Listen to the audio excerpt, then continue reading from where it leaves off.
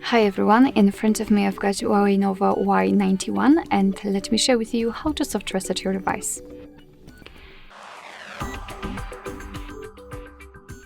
So the soft reset or force restart operation will be useful if for some reason your device stopped working properly, you cannot tap on anything, your device does not respond.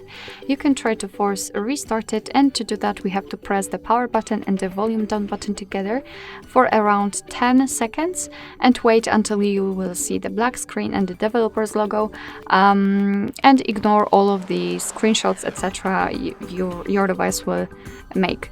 So let me press both of those buttons together. Let's try. We have, oh, and I just messed up because okay, go back. I don't want you, Celia. Go back. Because I've just accidentally left the power button. So let me try again and let me press them for 10 seconds and wait.